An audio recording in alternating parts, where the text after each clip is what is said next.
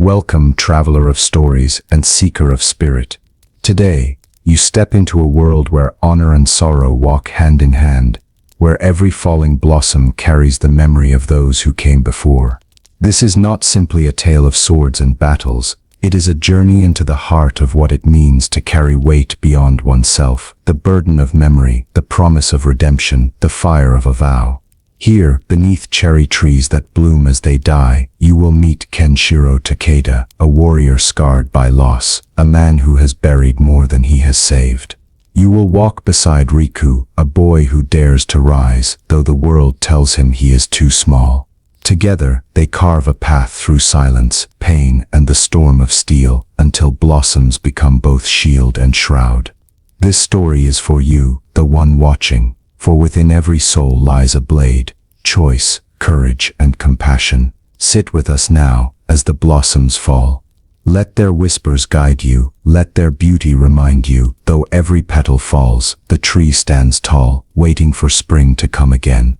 What would you do if the weight of every fallen life rested on your blade? If every step you took was haunted by ghosts, and every blossom that touched your hand asked you to choose between mercy and death? This is the story of a master who has lost everything, and a boy who refuses to let him fade. Beneath falling blossoms, their fates entwine, and neither war nor fear nor death itself can silence the truth they carry. Watch closely, for every petal that falls may be their last. Subscribe for more history, like and comment if you believe history should never be forgotten, and share to spark conversation about the lessons we must learn from the past. This is not myth, this is history, and it begins here. The wind carried the fragrance of falling blossoms, delicate as whispers of forgotten prayers. In the stillness of dawn, the ancient trees bowed under the weight of petals, their branches trembling like weary souls.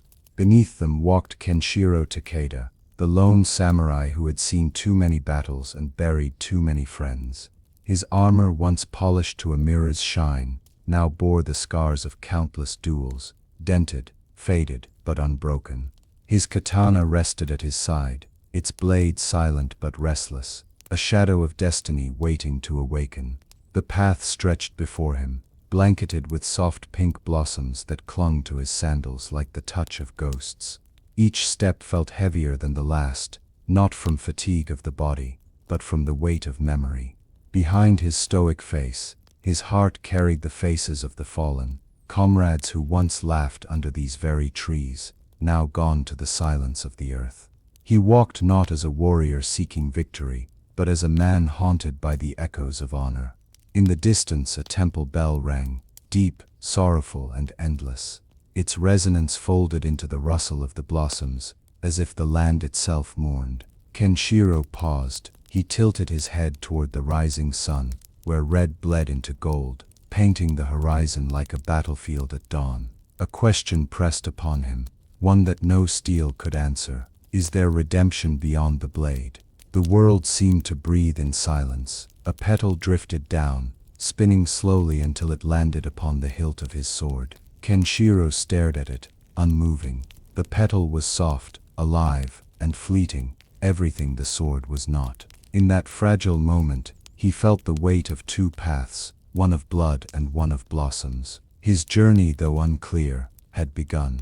The wind rose, scattering blossoms into a storm of pink and white. Kenshiro gripped his sword, not to draw it, but to anchor himself in the tempest of his own soul. His eyes hardened, though a single tear betrayed him, cutting a path down his weathered cheek. The samurai beneath falling blossoms had taken his first step into a story not of war, but of awakening. The morning silence shattered with the memory of steel. Kenshiro's hand lingered on the hilt of his katana, not to draw, but to listen, to the ghosts that dwelled within. Every scratch on the blade told a story. Every nick sang a hymn of battles fought in blood and fire. His master once told him, "The sword remembers what the heart forgets." As the blossoms fell, he realized the truth of those words. He stopped by a stream that ran like liquid glass, its waters clear enough to reflect the weight of his years. Gazing down, he saw not a samurai, but a relic. The man in the reflection bore a hollow stare, framed by streaks of gray. For a moment, he closed his eyes, wishing the reflection would vanish. But when his lids lifted, the man was still there, unchanged, unyielding. A faint sound stirred behind him, the snap of a twig, deliberate and cautious. Kenshiro's body stiffened, instincts honed by decades of war flooding back. His hand slid toward the katana, but he did not draw it. Instead, he let the wind carry his words. "Step into the light. I will not strike unless you force my hand." From the shadows emerged a boy, no older than 16, ragged and starved, his kimono torn and stained with dirt. His eyes, however, gleamed with something unbroken, courage, or perhaps desperation. He bowed, though clumsily, as if imitating respect he had only seen from afar. "Master," the boy said, voice trembling, "teach me." Kenshiro's brow furrowed. The boy had no weapon, no armor, no family crest. Only hunger clung to his ribs, and fire to his gaze. The samurai felt the clash of two worlds within him, the warrior who had lost everything, and the teacher who had nothing left to give. "The path of the blade," Kenshiro said softly, "is not salvation, it is burden." The boy did not waver. He stepped closer, his voice rising with urgency. "Then let me carry it, so it may not break you." For the first time in years, Kenshiro felt something stir in his chest, not anger, not sorrow, but the faintest ember of purpose. Perhaps fate had not left him alone beneath the blossoms. Perhaps destiny had placed this boy on his path, as fragile yet unyielding as the petals carried by the wind. Kenshiro turned back to the stream. The reflection shifted, no longer just his own, but with the boy standing beside him. The samurai's eyes narrowed, yet softened. A journey shared, it seemed, had begun. The clearing lay silent, except for the rustling of blossoms that drifted across the ground, like whispers of forgotten spirits. Kenshiro stood tall, his armor glinting faintly in the morning sun, though his face betrayed neither pride nor eagerness. Before him Riku knelt, trembling, but resolute. His ragged clothes flapped against the wind, and his fists clenched as if they could hold on to courage long enough to impress the master he so desperately sought. "You wish to walk the path of the sword," Kenshiro said at last, his voice deep, solemn, carrying the weight of generations. "Then your first lesson is not with steel." Riku blinked in confusion, his young body yearning for the honor of a blade. Kenshiro tossed him a simple wooden stick, its bark peeling, fragile compared to the gleaming katana at the samurai's hip. "Strength does not begin here." Kenshiro tapped his sword. "It begins here." He pressed a hand against his chest. The boy's lips parted, questions ready to spill, but Kenshiro raised a hand, commanding silence. He pointed to the blossoms carpeting the ground. "Your task is simple. Catch one, before it touches the earth." Riku's eyes widened. The challenge seemed absurd. A petal fell. He lunged clumsily, nearly tumbling into the dirt. Another descended. He leapt, hands flailing, missing by an inch. The blossoms mocked him, dancing away at the faintest breath of wind. Hour after hour, Riku stumbled, scratched, and strained. Sweat poured down his brow, his breaths ragged, his stomach gnawed with hunger. Kenshiro watched without a word, his gaze as cold as a blade at dawn. The boy grew frustrated, slamming his fists into the earth.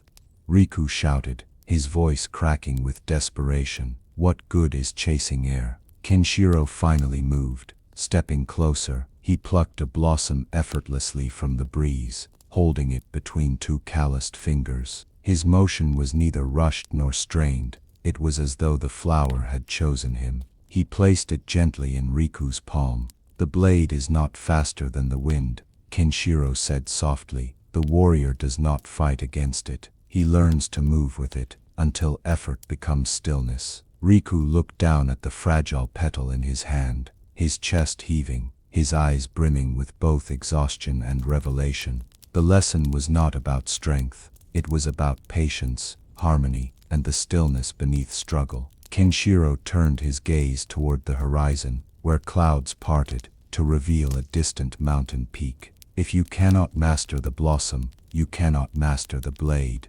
Tomorrow, you will try again. Riku bowed deeply, clutching the petal as if it were treasure. For the first time, Kenshiro's lips curved into the faintest shadow of a smile. Beneath falling blossoms, the first seed of discipline had been planted. Night settled over the forest, painting the sky in indigo and silver. The blossoms glowed faintly in the moonlight, drifting like snow across the clearing where Kenshiro and Riku rested by a small fire. The boy sat cross-legged, clutching the wooden stick Kenshiro had given him, turning it over and over in his hands, as though it might transform into the blade he longed for. Kenshiro sat opposite, silent, his face hidden in shadow. The firelight flickered across the scars on his armor, and in its glow his eyes seemed far away, not watching the boy, not watching the flames, but lost in a battlefield long gone. "Master," Riku said hesitantly, breaking the silence, "why do you wander alone? Surely a warrior like you belongs in a clan, or in the emperor's court." The words struck deeper than the boy realized. Kenshiro's jaw tightened. For a long moment, the only sound was the crackling fire and the whisper of blossoms brushing the ground. At last he spoke, his voice low, roughened by memory. "I once fought for a clan. I bore their crest proudly, spilled blood in their name, and stood beside brothers who would have died for me." His eyes gleamed in the firelight, and they did die, all of them. Not for honor, not for peace, but for the pride of men who saw us as pawns on their board. Riku's grip on the stick tightened. The boy had expected tales of glory, of victory and banners. Instead, he was met with sorrow. "I walked away from that battlefield with this sword," Kenshiro continued, his hand brushing the hilt at his side. "But it was not victory I carried, it was their ghosts." The fire popped, and Kenshiro fell silent again, the weight of his words settling heavily between them. Riku stared at the flames, conflicted. He had dreamed of becoming a warrior, imagined honor shining like steel. Yet now he saw the shadow behind that dream, the price carved into Kenshiro's face and voice. At last Riku whispered, "If the path is only sorrow, why do you still carry the blade?" Kenshiro lifted his eyes to the boy, and in them, a strange light flickered, neither despair nor anger, but something more fragile. "Because though sorrow clings to the blade, so too does hope. The sword is burden, yes, but it can also be shield. I do not know yet which path you will walk, Riku, but if you would follow me, you must learn to carry both." The fire dimmed, and the night grew colder. Yet between them, a bond began to form, born not of blood or command but of shared silence and truth. Beneath falling blossoms, a master and student sat at the edge of two worlds, one scarred by the past, and one still daring to hope for tomorrow. Dawn broke slowly. The forest bathed in a pale light that draped every petal in shades of rose and gold. The fire had long since died, leaving behind the faint scent of ash. Kenshiro stood before Riku, katana unsheathed for the first time in the boy's presence. The blade shimmered like frozen lightning, its edge whispering of lives taken, oaths broken, and honor questioned. Riku's breath caught. He had dreamed of this moment, the first glimpse of the weapon he longed to wield. But awe soon gave way to unease, for the sword's beauty was shadowed by something else, a weight that could not be seen, but was deeply felt. Kenshiro drove the blade into the earth before them, petals catching on its steel, as though clinging to it in fear. "This," he said gravely, "is not a weapon, it is a vow. Once drawn, it binds you to choices that can never be undone." The boy reached out instinctively, but Kenshiro's hand shot forward, gripping his wrist. "Do not touch what you do not yet understand." His voice was sharp, not in anger, but in warning. Riku bowed his head, chastened, yet curiosity burned hotter than shame. "Then teach me, master. If the sword is burden, I must learn its weight." Kenshiro released his wrist and stepped back, folding his arms. "Very well, then you will carry it." With that, he lifted the blade free and placed it across Riku's open palms. The boy staggered under its heaviness. It was not the steel alone. It was the unseen gravity of the lives it had ended. His arms shook, his knees bent, his breath came ragged. Yet he refused to let it fall. Kenshiro watched him silently, a flicker of recognition in his eyes. He remembered his own first time, when his master had laid the same weight upon his shoulders. He remembered the trembling, the doubt, the shame, and he remembered how it had carved his path forever. Minutes stretched into eternity, as Riku struggled. At last, Kenshiro reclaimed the sword, sliding it back into its scabbard, with a sigh like a soul returning home. He placed a hand on the boy's shoulder. The sword does not bend to your will, you bend to its truth. Until you learn that, you are not a warrior, but a boy with dreams of fire. Riku bowed low, his chest heaving, yet his spirit unbroken. He had felt the burden, he had not surrendered to it. That alone, Kenshiro knew, was the beginning. Above them the blossoms swirled wildly in the morning wind, scattering like spirits rising. The path of master and student had deepened, not with glory, but with the gravity of what it meant to carry steel. The morning sun climbed higher, yet the clearing felt hushed, as if the world itself waited for what would unfold. Kenshiro led Riku beyond the forest path to an open field where the grass swayed in slow waves. Blossoms had drifted far from their trees, caught by the wind, their pale petals scattered across the earth like silent prayers. This, Kenshiro said, gesturing to the vast expanse, is your next training ground. But here, your weapon is not the blade. Riku looked puzzled, clutching the wooden stick he carried, as if it might reveal the answer. Then what am I to fight? Yourself. Kenshiro's eyes narrowed, their depths sharp as steel. Before you learn to hear the strike of another, you must learn to hear the silence within. He motioned for Riku to sit cross-legged in the grass. The boy obeyed reluctantly, his restless energy brimming beneath his skin. Kenshiro settled across from him, posture rigid, yet calm. Close your eyes. Listen, not to me, not to the world. Listen to yourself. Riku tried. He closed his eyes, inhaled the spring air, and for a moment, silence lingered. But soon his thoughts stormed against him. The hunger in his belly, the ache in his arms, the sting of failure. He shifted, restless, as the silence mocked him. Still your breath, Kenshiro instructed softly. The world is not your enemy, your thoughts are. Let them fall, as blossoms fall, without clinging. Riku struggled. Minutes felt like hours. Sweat trickled down his brow, though he did not move. His mind rebelled, dragging him into memories of loss, hunger, and loneliness. His fists clenched, until his nails bit into his palms. At last, frustration broke him. His eyes snapped open. This is useless. How does silence make me stronger? Kenshiro's voice did not rise. He simply plucked a petal from the grass, holding it between his fingers. The blade moves swifter than thought. If your mind is clouded, you die. If your spirit is restless, you falter. The silence is not weakness. It is the well from which strength drinks. He released the petal, and Riku watched it drift, its motion calm, unaffected by the world's turmoil. The boy swallowed hard, shame prickling in his chest. I cannot, Riku muttered, lowering his head. You cannot yet, Kenshiro corrected. He rose, towering against the rising sun. Return tomorrow. Sit again, fail again, until failure itself teaches you. Riku bowed his head, defeated but determined. The path was endless, the lessons relentless, but in his master's unwavering gaze, he glimpsed the truth. Strength was not born in battle, but in stillness. As the boy remained in the field, blossoms continued their silent descent, each fall echoing the patience he had yet to master. The morning sun climbed higher, yet the clearing felt hushed, as if the world itself waited for what would unfold. Kenshiro led Riku beyond the forest path to an open field where the grass swayed in slow waves. Blossoms had drifted far from their trees, caught by the wind, their pale petals scattered across the earth like silent prayers. This, Kenshiro said, gesturing to the vast expanse, is your next training ground. But here, your weapon is not the blade. Riku looked puzzled, clutching the wooden stick he carried, as if it might reveal the answer. Then what am I to fight? Yourself.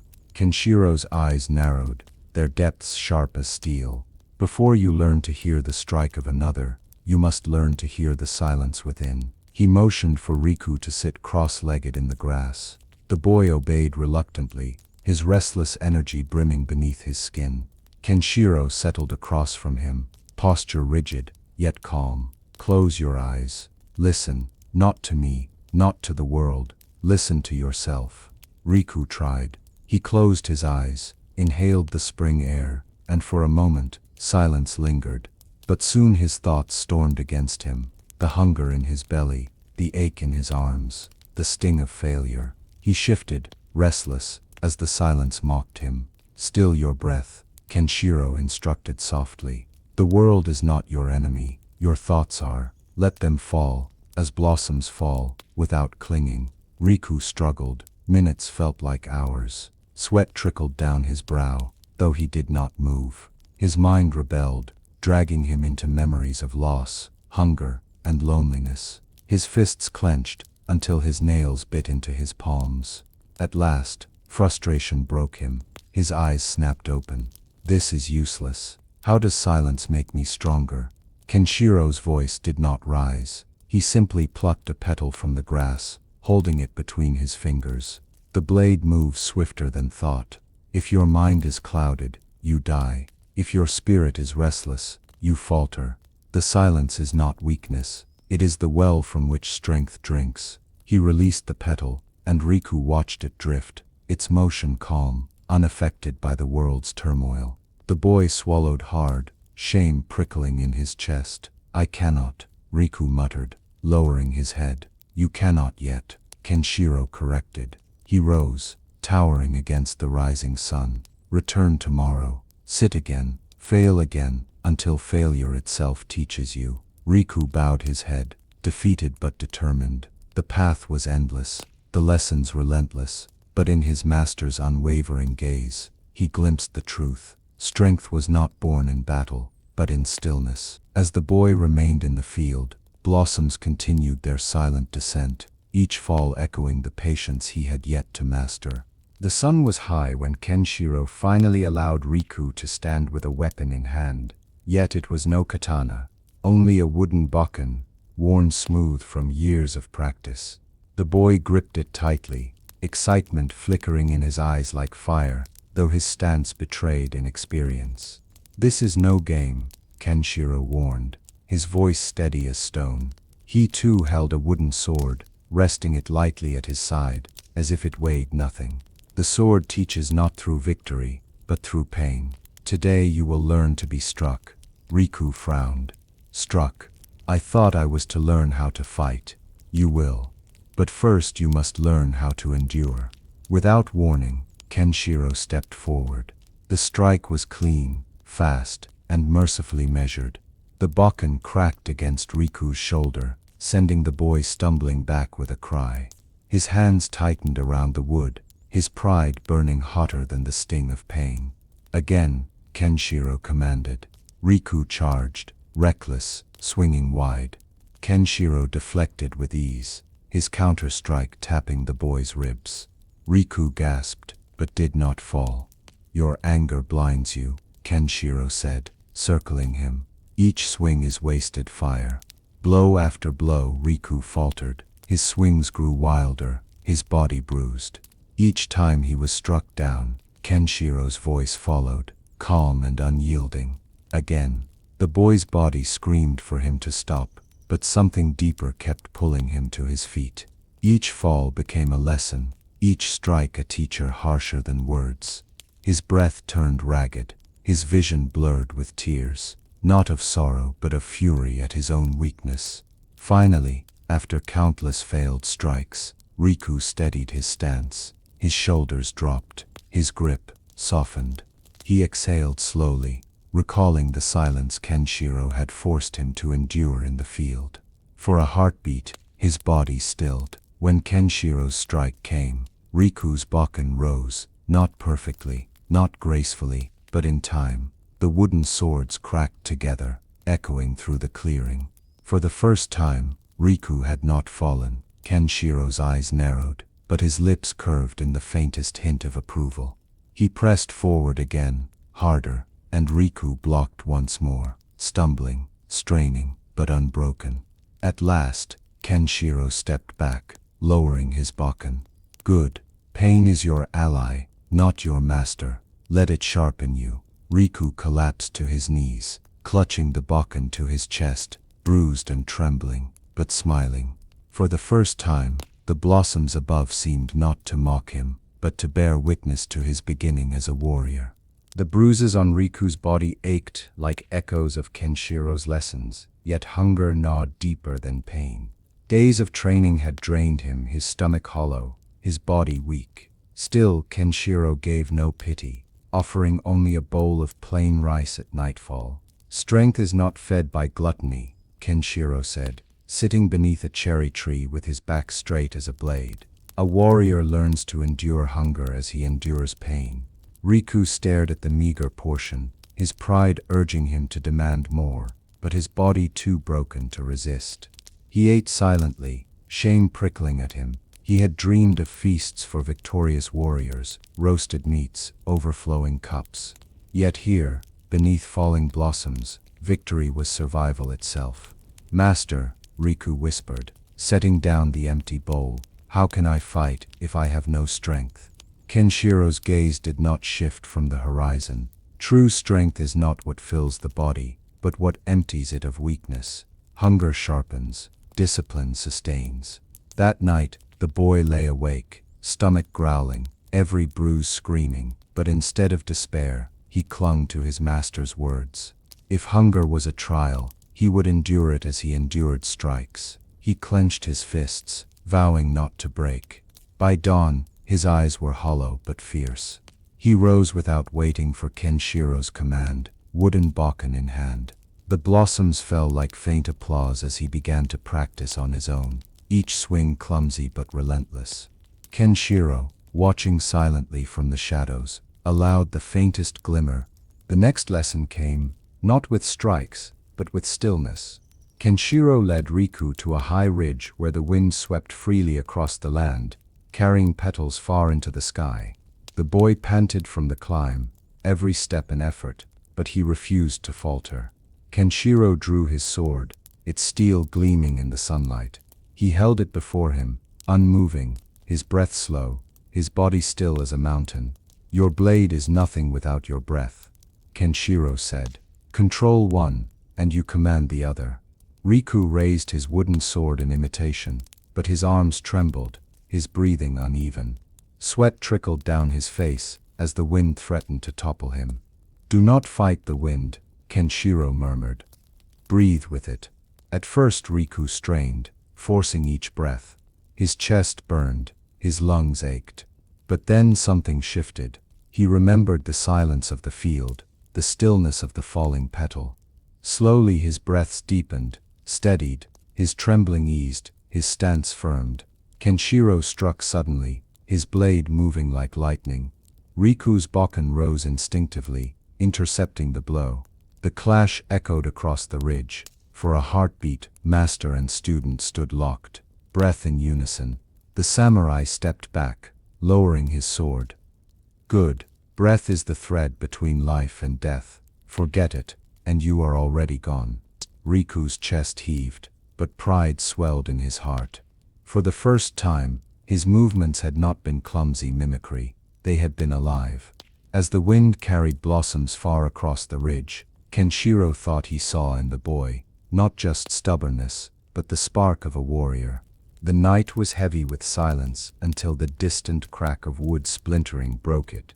Kenshiro's eyes opened instantly. Riku, asleep at his side, near the campfire, stirred as the sound grew. A rustle, a snap, then footsteps pressing through the blossoms. Kenshiro's hand found his sword, though he did not draw. Shadows moved at the edge of the firelight. A band of 3 men stepped into view, their armor mismatched, their weapons rusted yet deadly. Ronin, masterless samurai turned wolves. Well, what have we here? One sneered, his eyes glinting in the fire. An old warrior and his pup. Riku scrambled upright, clutching his wooden bokken, as though it could save him. His chest heaved. Fear, written across his face. Kenshiro rose slowly, calm as water, his hand still resting on his blade. "Leave," he said, voice steady. "The night does not need more blood." Laughter erupted from the Ronin. One lunged forward, brandishing his chipped katana. The clash came swift, steel against steel, blossoms scattering like sparks. Kenshiro parried with a grace that belied his years, each motion fluid, controlled. The second Ronin joined, but their strikes fell against him like waves against stone. "Master," Riku cried, stepping forward, but Kenshiro barked, "Stay back." The boy froze, torn between fear and loyalty. His bokken trembled in his hands. He wanted to rush in, to fight, but he remembered his master's words: discipline, breath, patience. The third Ronin circled toward Riku, smirking. "I'll take the boy." Riku's heart thundered. His instincts screamed to run, but something deeper flared within him, the ember lit by hunger, by bruises, by silence. He stepped into stance, bokken raised. When the Ronin lunged, Riku swung with all he had. The wood cracked against the man's wrist, knocking his blade aside. The Ronin staggered back, more surprised than wounded. Kenshiro, finishing his own duel, turned in time to see it. For the first time, his eyes softened. The Ronin cursed, regrouping, then fled into the darkness, their shadows swallowed by the night.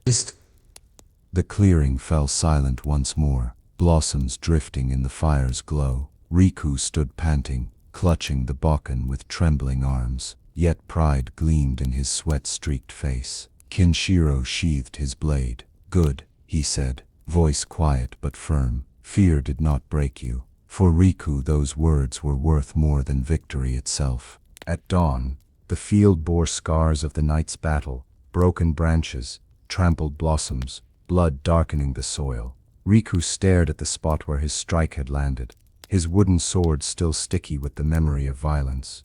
"Master," he whispered, "I struck him. I could have killed him." Kenshiro stood beside him, eyes fixed on the horizon. "You defended yourself. That is not shameful. But, should I have killed him?" Riku's voice cracked. "Isn't that what a samurai must do?" Kenshiro turned, his expression grave. "A sword is not for killing. It is for deciding. Every strike carries weight, not of steel, but of choice. You will one day stand at the edge of a life, and the blade will ask you, do you end it, or do you let it live?" Riku's chest tightened. He had imagined glory in battle, but now, he saw only the trembling of his own hands. "Mercy," Kenshiro continued, placing a hand on the boy's shoulder, "is heavier than death. To kill is simple. To spare requires strength greater than steel." The boy lowered his eyes, ashamed of his confusion. But Kenshiro raised his chin gently. "Do not fear your doubt. Doubt is the soul reminding you of your humanity." For hours, Riku trained, his strikes heavy with questions. Each swing of the bokken became not only practice of form, but a battle between mercy and pride.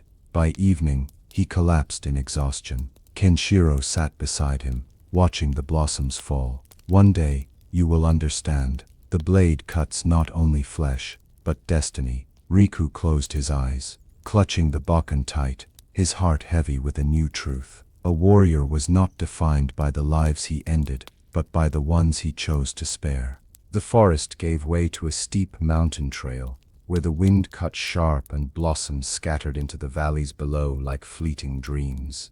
Kenshiro walked ahead with calm strides, his armor clinking softly, while Riku stumbled behind, panting under the weight of a pack slung across his shoulders. "Why must I carry this?"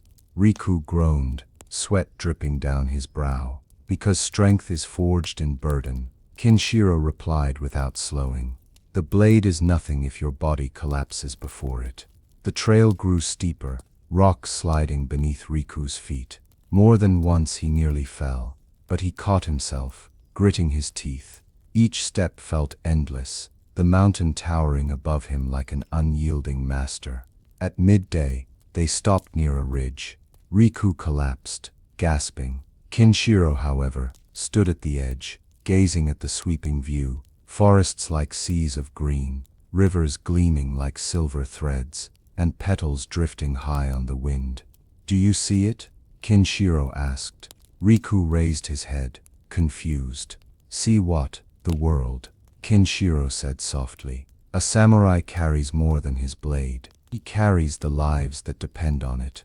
Every step you take must be for more than yourself." Riku looked again, and slowly the view shifted in his eyes. The mountain was no longer an obstacle, but a vantage. The burden on his back was not punishment, it was preparation. By the time they resumed, Riku walked straighter, each step purposeful. His body remained weary, but something within him had grown taller. The mountain path led them to a roaring river, swollen by spring rains. Its waters surged white with fury, crashing against black stones. Riku stared in dread. "We must cross," he asked, his voice nearly swallowed by the roar. Kenshiro nodded. "A warrior must not fear the current. It is like life. It carries, it drowns, it tests." Without hesitation, Kenshiro stepped into the water. The current pressed against him, but his movements were firm, his balance unbroken. "Follow," he commanded. Riku waded in, the cold biting like knives. The current pulled at his legs, dragging him sideways. He flailed, panic rising as the water threatened to sweep him away. "Breathe," Kenshiro shouted. "Do not fight the river, flow with it, yet keep your footing." Riku gasped, forcing himself to steady. He remembered the lessons of breath, of silence, of blossoms falling without struggle. Slowly, he bent his knees, moved with the flow rather than against it. The current still pushed, but his balance held. Halfway across, a wave struck, dragging him under. Water filled his mouth, his lungs screamed. For a heartbeat, he saw only darkness. Then Kenshiro's hand clamped onto his arm, pulling him upright. "Stand, Riku," the master roared, "or the river will claim you." With a cry, the boy planted his feet on the slick stones. He rose, coughing, gasping, but alive. Step by step, he followed Kenshiro, until they reached the far bank, collapsing onto the grass, drenched but victorious. The samurai looked down at him, expression unreadable. "You nearly drowned, but you did not yield. That is enough for today." Riku's chest burned, but his spirit surged with triumph. The river had not defeated him, it had baptized him. The forest beyond the river was thick and shadowed, its silence broken only by the distant howl of a wolf. Riku stiffened, his wooden bokken clutched tight. The howl came again, closer this time, echoing through the trees like a warning. "Master," he whispered, "what if it comes for us?"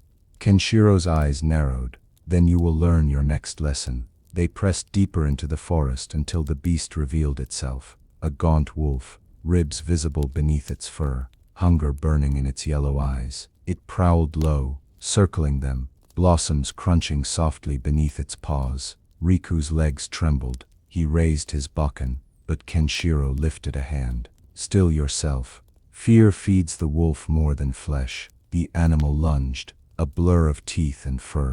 Riku cried out, swinging wildly, but Kenshiro moved first. His blade flashed, not to kill, but to redirect, striking the ground near the wolf's paw. The beast snarled, retreating a step. "Do not meet its rage with rage," Kenshiro instructed calmly. "Meet it with presence."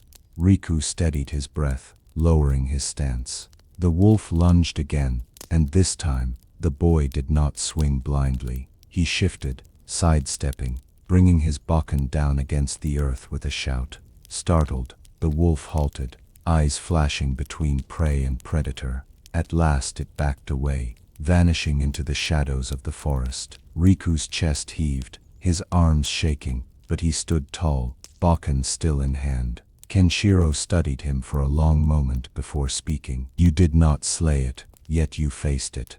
That is enough." The howl faded into the distance, replaced by the whisper of blossoms drifting once more. The next morning, Kenshiro set Riku a new trial. He placed an old rusted sword in the boy's hands.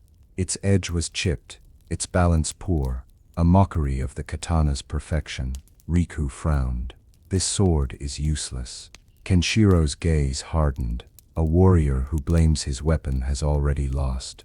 The blade is only as strong as the hand that wields it. Riku lifted the broken weapon, testing its weight. The steel felt clumsy, untrustworthy. Still, Kenshiro motioned for him to strike. The boy swung, clattering against a training post. The blade cracked further, splintering near the hilt. Riku growled in frustration, throwing it aside. "It's worthless." Kenshiro picked it up, placing it firmly back into Riku's hands. Worthless steel in worthy hands can still defend a life. Do not mistake the weapon for the warrior. Hours passed as Riku trained with the failing sword. His hands blistered, his arms burned, and each strike sent vibrations of pain up his arms. Again and again the weapon betrayed him, yet Kenshiro made him continue. By dusk, the blade finally snapped, the top half clattering to the ground. Riku dropped to his knees, panting, defeated. But Kenshiro knelt beside him, placing a hand on his shoulder. "Now you understand. The sword is only a mirror. If it breaks, it shows you whether your spirit breaks with it. Did yours?" Riku lifted his head, eyes blazing despite his exhaustion. "No." A rare smile touched Kenshiro's lips. "Then you have passed." Beneath the falling blossoms, the boy learned that steel may shatter, but spirit endures. The air in the clearing was tense, heavy with the promise of violence. Kenshiro stood with his bokken in hand, his posture relaxed yet unshakable. Across from him, Riku mirrored the stance, his breathing steady, his bruises faded into determination. "This will be your first duel," Kenshiro said. "Not against an enemy, but against yourself." Riku tightened his grip. "Against myself." Kenshiro nodded. "When you face me, you will face your fear, your anger, your impatience. If they defeat you, I will not have to." The blossoms swirled above as silence fell. Kenshiro struck first, his bokken slicing through the air. Riku raised his own in time, the impact jarring his arms. He staggered but held firm. "Good," Kenshiro murmured. The duel continued, strike after strike. Kenshiro tested him, swift, precise, merciless. Riku faltered, his body aching, but each time he fell, he rose. His breath guided him, his silence steadied him.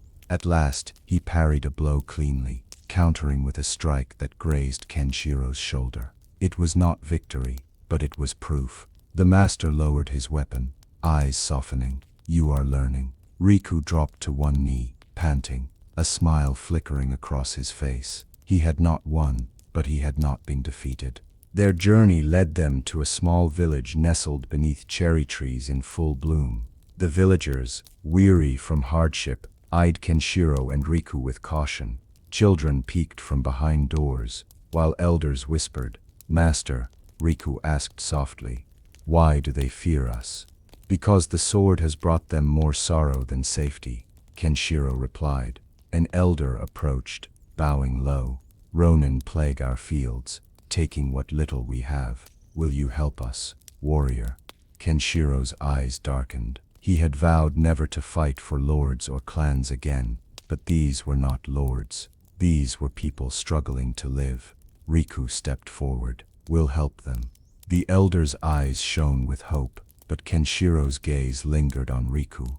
"Do you understand what you've promised? Protection is not glory, it is sacrifice." Riku nodded, clutching his bokken. "Then I will sacrifice."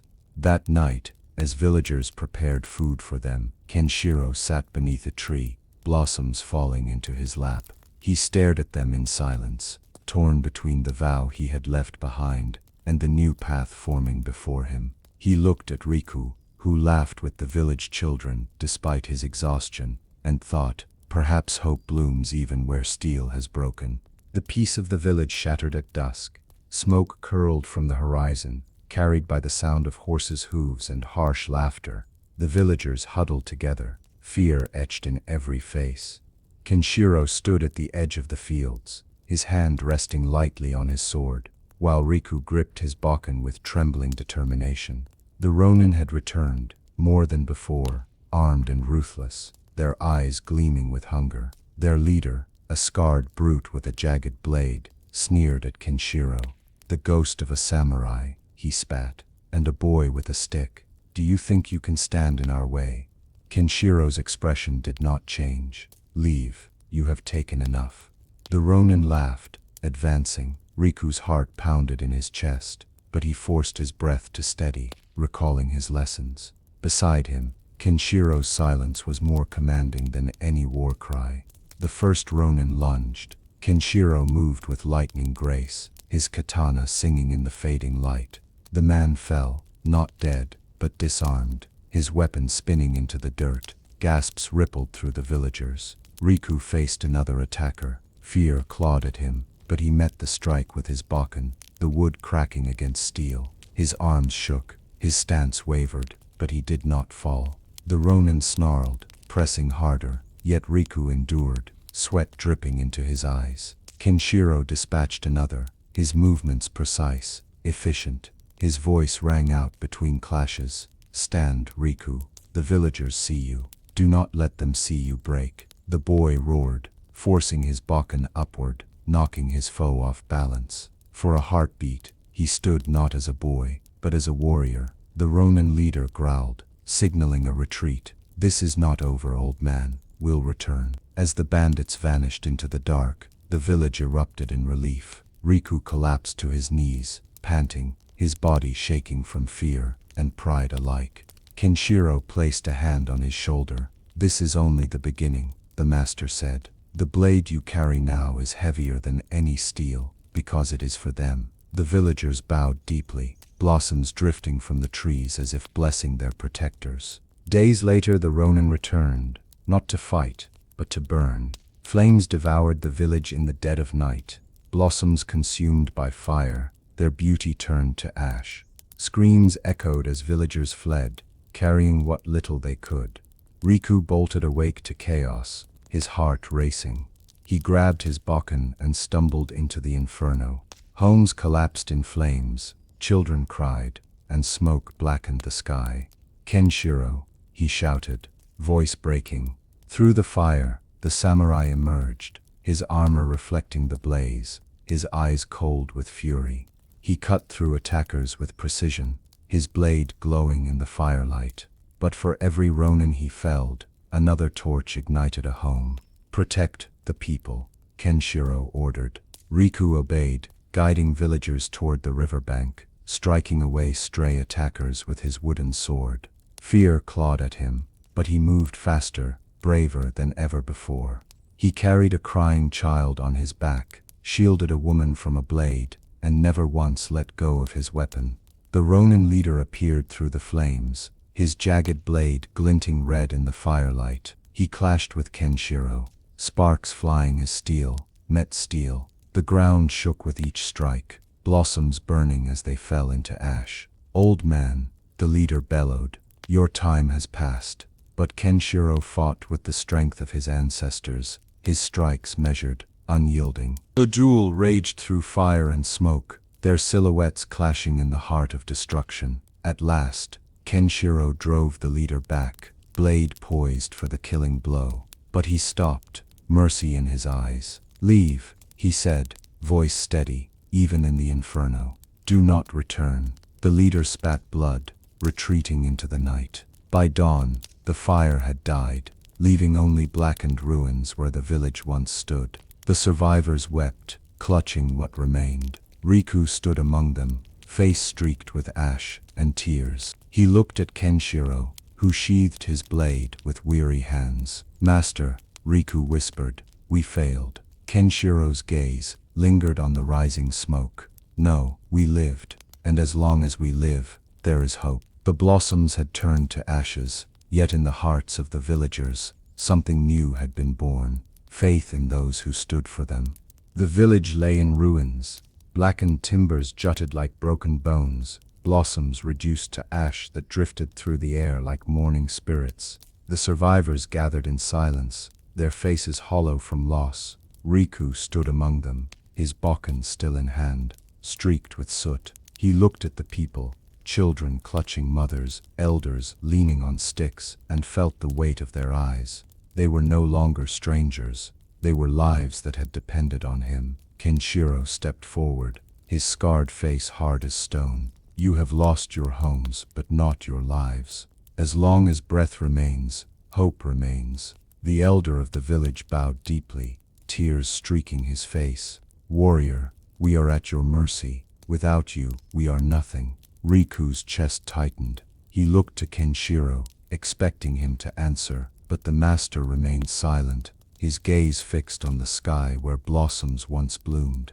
Then I will protect you, Riku said, his voice trembling yet strong. As long as I breathe, I will stand for this village. Gasps rippled among the survivors. The boy was only half a warrior, his blade still wood, but his words struck like steel. Kenshiro's eyes narrowed. He did not correct him, nor deny the oath. Instead, he placed his hand on Riku's shoulder. Then know this, Riku, an oath is heavier than a sword. If you break it, it will break you. I will not break, Riku whispered. In that moment, beneath ashes where blossoms once fell, a boy's vow became his blade. Word spread quickly. The Ronin were gathering again, this time under a warlord's banner. The threat was no longer mere bandits, but an organized force. Kenshiro knew they could not fight alone. He disguised himself in a tattered cloak, masking his scars, and set out with Riku to spy on the enemy encampment.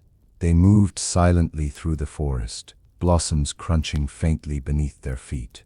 By nightfall they reached a hill overlooking the Ronin's camp. Fires burned in circles, their shadows dancing across banners painted with a black wolf, the mark of their warlord. Riku's heart pounded as he watched dozens of armed men sharpening blades, their laughter harsh, their cruelty evident. He gripped his bokken, wishing for steel, but Kenshiro placed a hand on his arm. Patience, he whispered. The sword strikes not only with steel but with knowledge. They crept closer, listening. The Ronin leader spoke with the warlord's emissary. Tomorrow we burn the fields. By next week, the land will starve, and the villagers will kneel. Riku's fists tightened, rage boiling in his chest. He wanted to leap forward, to strike, to prove himself. Kenshiro's hand held him steady. Not yet. To fight blind is to die blind. As they slipped back into the forest, Riku whispered, Master, why wait? Every moment, more suffer. Kenshiro's eyes gleamed cold in the moonlight. Because mercy without wisdom is wasted. To strike too soon is to lose. We will wait, watch, and choose the moment when the blade will change everything. The boy swallowed his fury, nodding reluctantly. He was learning that sometimes the heaviest burden was not striking when you wished to. The night was restless, the forest alive with whispers. Kenshiro and Riku returned to the village, carrying the heavy knowledge of the warlord's plan. The villagers listened in terror, their faces pale in the firelight. They will burn the fields, Kenshiro said simply. If that happens, your children will starve before the winter. A silence followed. Hope flickered like a dying flame. Riku's fists clenched. Then we fight before they strike. The elder shook his head, despairing. We are farmers, not warriors. Kenshiro's eyes swept the faces around him. Then tonight, we become shadows. A sword can cut in silence, as surely as in battle.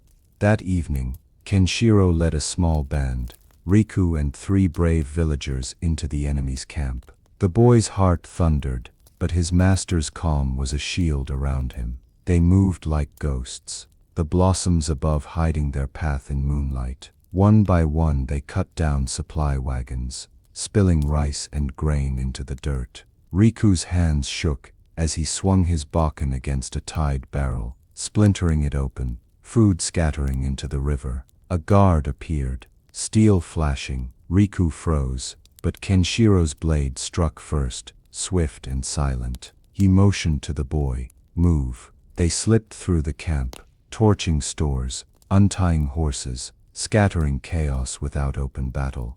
By the time the Ronin roused in alarm, their supplies were ash and smoke. When they returned to the village at dawn, Riku collapsed in exhaustion, his heart pounding with exhilaration.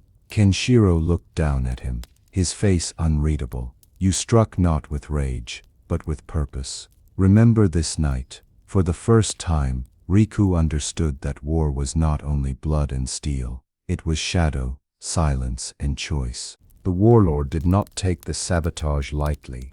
At dawn, his men descended upon the fields with fury, blades flashing, torches blazing.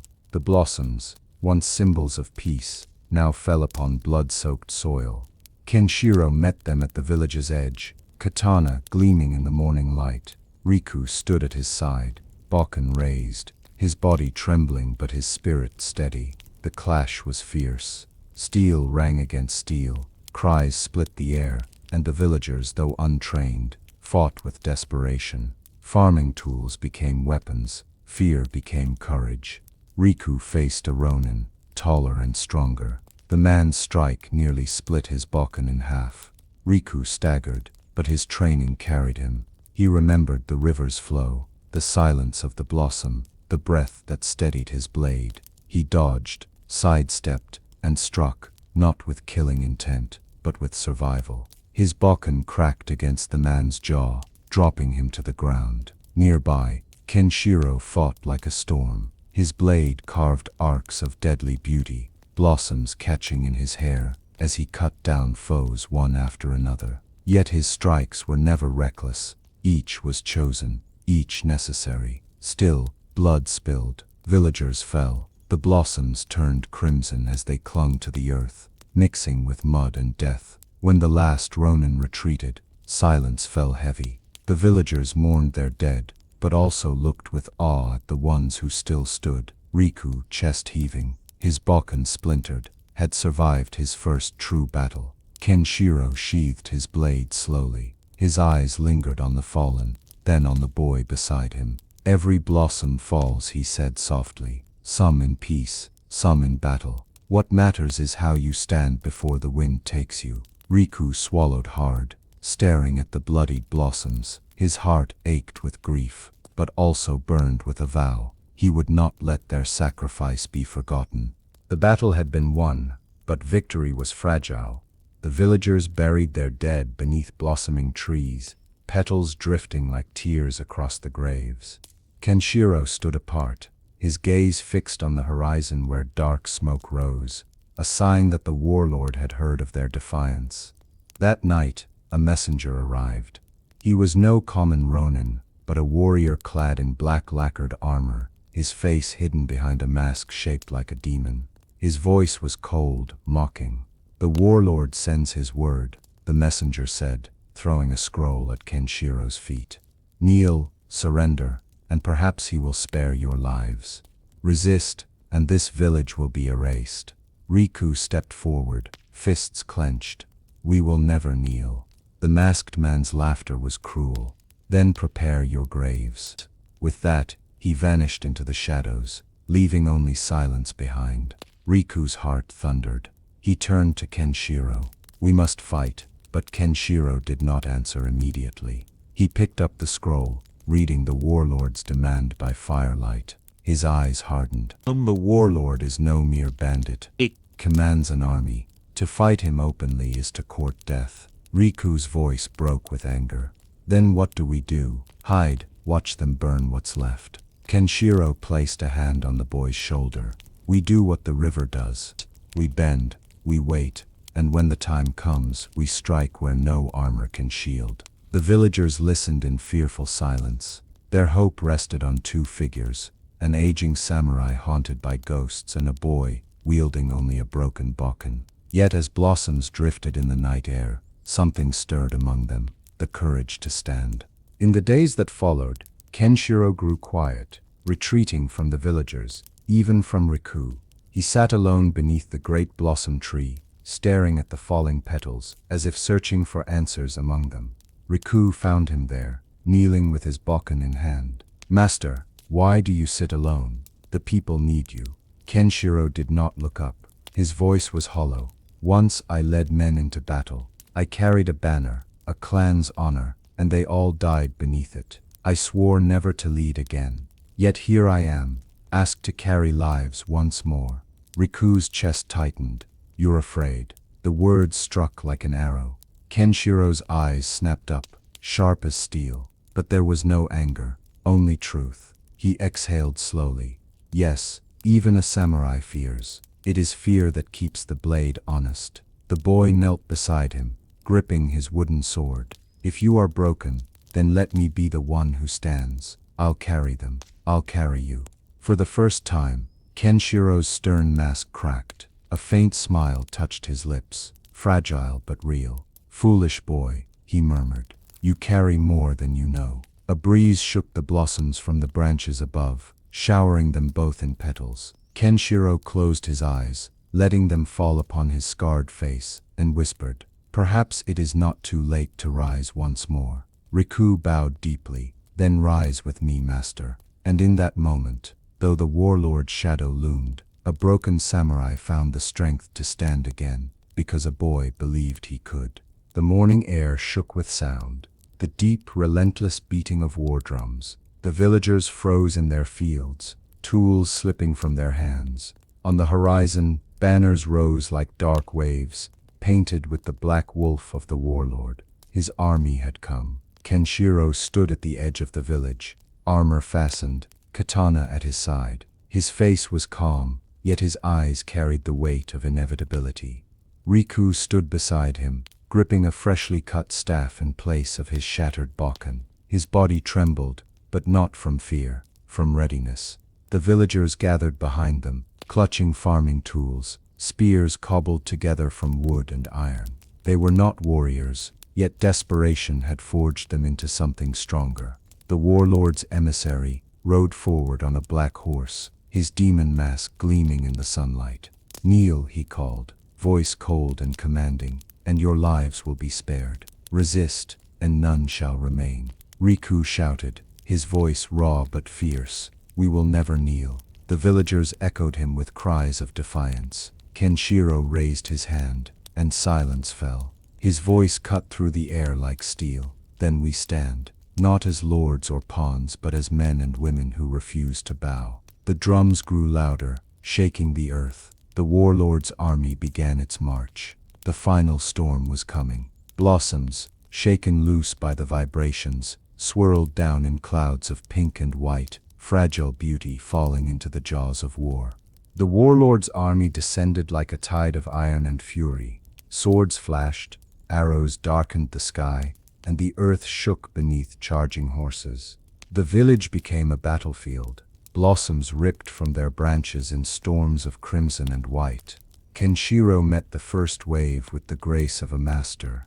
His katana carved arcs of steel, every strike purposeful, every motion a lesson in death and discipline. He fought not for glory, but for the faces behind him, the villagers, the children, the boy who called him master. Riku fought with his staff, body battered but unyielding. He remembered every lesson, the silence, the breath, the patience of the blossom. His movements, once clumsy, now flowed with surprising precision. He disarmed a warrior twice his size, tripped another into the mud, and shouted for the villagers to hold the line. The villagers fought like lions cornered, fear transmuted into desperate courage. Farming tools became weapons of defiance, and their cries rose above the clash of steel. Still, the warlord's men pressed hard, their numbers overwhelming. Kenshiro cut them down without pause, but his breath grew heavier, his scars burning with memory. He knew this was only the beginning. The storm had not yet shown its eye. At the heart of the chaos, Kenshiro's gaze met Riku's across the battlefield. For the first time, he saw not a boy, but a warrior standing beneath the blossoms. And in that moment, master and student fought not as two, but as one storm of defiance. The storm of battle quieted for a moment, only to darken with a new shadow. From the horizon, he came, the warlord himself, mounted on a black steed, clad in armor polished like obsidian, his helmet crowned with horns. His presence turned the battlefield to silence. The villagers trembled. Even hardened warriors lowered their eyes. The warlord's katana gleamed black, forged for death alone. He dismounted slowly, each step heavy as thunder, and his voice carried across the ruined fields. "Old ghost," he called to Kenshiro, "you dare raise your blade against me. I will end you, and all who follow." Kenshiro stepped forward, katana steady at his side. You have brought only suffering. Today, it ends. Riku tried to follow, but Kenshiro raised a hand. Stay. His eyes met the boy's, soft yet firm. This battle is mine. The warlord drew his blade with a shriek of steel. Blossoms swirled through the air, caught in the tension between two legends, one scarred by regret, the other consumed by ambition. Their duel began, steel against steel, each strike shaking the earth. Villagers and warriors alike stood frozen, watching as two fates clashed beneath the falling blossoms. The duel raged like a storm. The warlord's strength was monstrous, each strike crushing, each swing a promise of death. Kenshiro met him with grace and precision, but each parry drained him. His breaths grew heavier, his arms weaker. Riku's heart pounded as he watched. Every instinct screamed to rush in, but Kenshiro's command echoed in his mind. Stay. At last, the warlord struck Kenshiro down to one knee. Blood seeped through the samurai's armor, blossoms sticking to his wounds. The villagers cried out in despair. The warlord raised his blade high for the killing blow. Your time is done, old man. But before the strike fell, Kenshiro spoke, not to his enemy, but to Riku. His voice was steady, even as blood trickled from his lips. Riku, the sword is not for killing. It is for carrying those who cannot carry themselves. Today, you must carry them. You must carry me. Tears blurred Riku's vision. His hands shook, but he gripped his staff tighter. No, he shouted, charging forward.